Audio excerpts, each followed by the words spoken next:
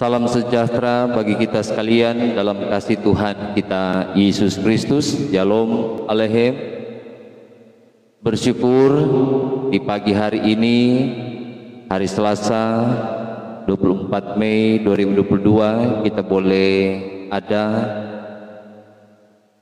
dalam perjumpaan yang bersukacita lewat ibadah Suara Fajar Sion yang disiarkan secara langsung lewat akun Facebook Jemaat Sion live streaming, tapi juga lewat tuntunan tua gereja.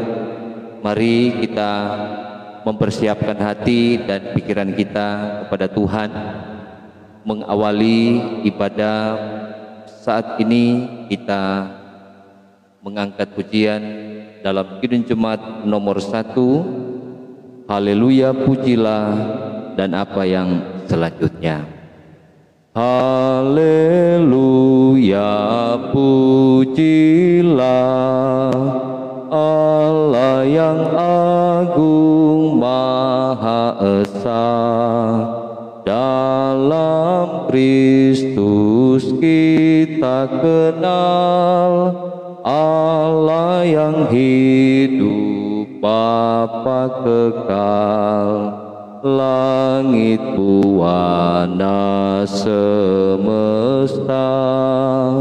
patut memuji kuasa-Nya, karena berkat-Nya tak henti, limpah kasih-Nya tak terperi. Haleluya, pujilah Allah yang agung maha esa. Dalam Kristus kita kenal Allah yang hidup, Bapa kekal. Mari kita berdoa.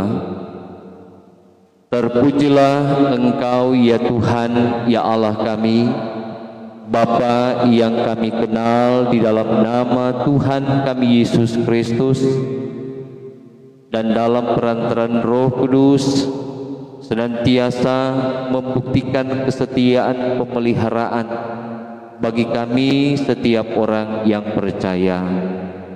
Ketika kami boleh beristirahat lewat tidur kami semalam, kami bersyukur kami telah dibangunkan di pagi hari ini.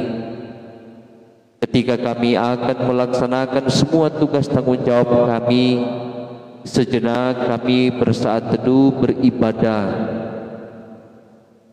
Kami mengikuti ibadah Suara Fajar Sion, baik lewat live streaming maupun lewat tuntunan tua gereja dari rumah masing-masing.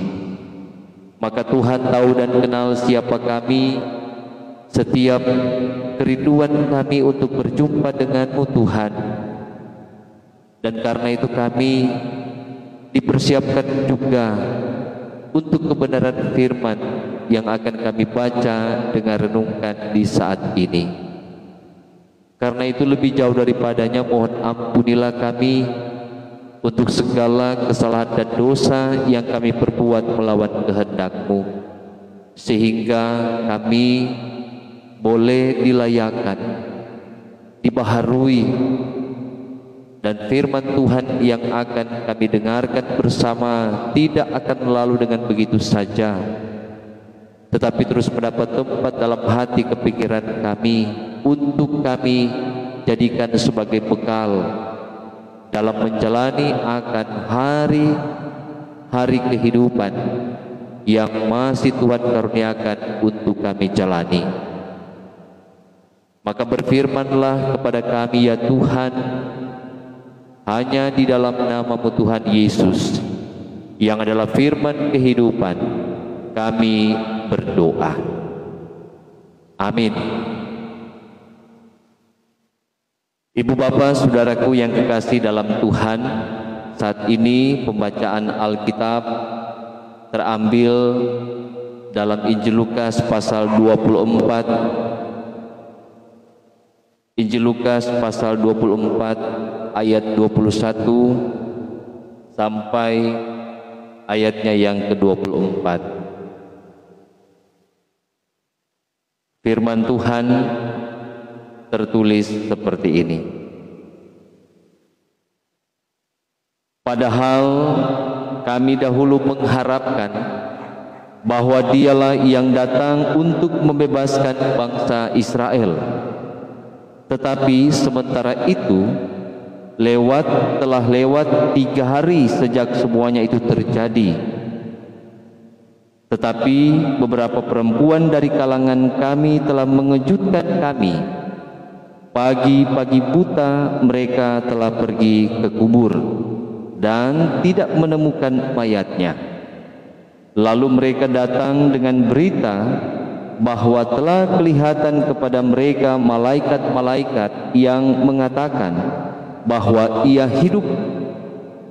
Dan beberapa teman kami telah pergi ke kubur itu dan mendapati bahwa memang benar yang dikatakan perempuan-perempuan itu, tetapi dia tidak mereka lihat.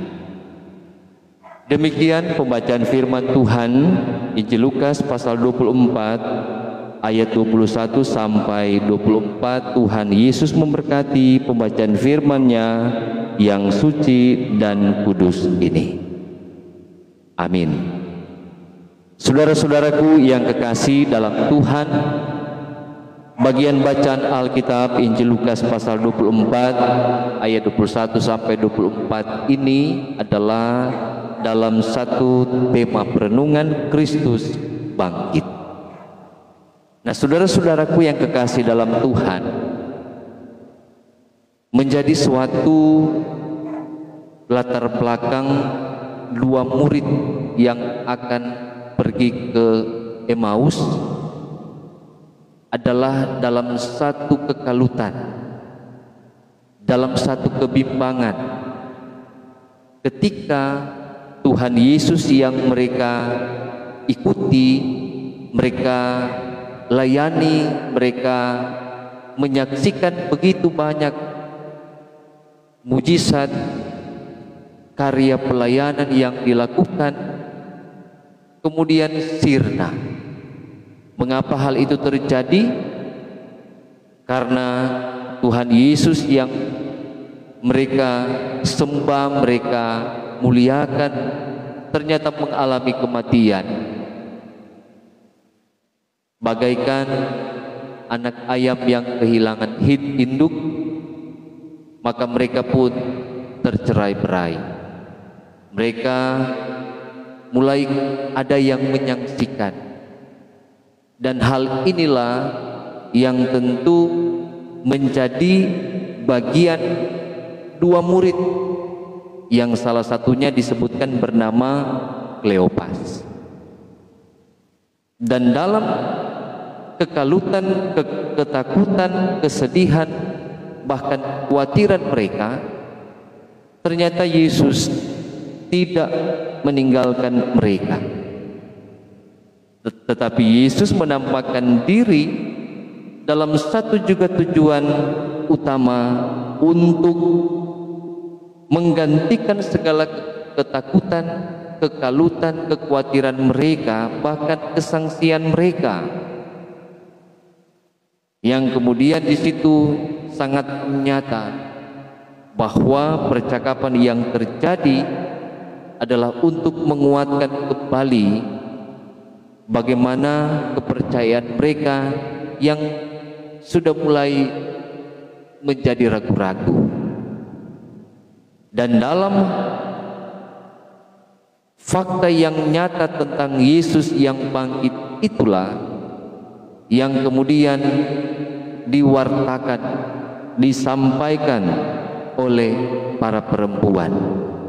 Memang berita yang mengejutkan, tetapi sebenarnya kalau 2 murid yang ke Emmaus ini ataupun para murid lainnya, para rasul, mengingat apa yang Yesus sampaikan dalam pelayanannya, bahwa Sang Mesias akan menderita, akan mati di kayu salib, tetapi pada hari ketiga akan bangkit, maka mereka tidak akan mengalami hal yang sedemikian seperti disampaikan tadi, dalam kekhawatiran, dalam kekalutan dan ketakutan. Nah, karena itu mengingat akan segala sesuatu yang sudah disampaikan haruslah benar-benar juga menjadi bagian kita orang yang percaya.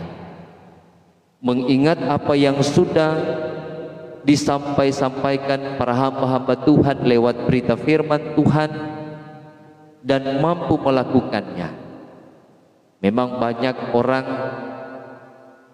kurang dalam hal mengingat, apalagi dengan berbagai macam tugas kerja tanggung jawab setiap hari, orang bilang banyak dilupa.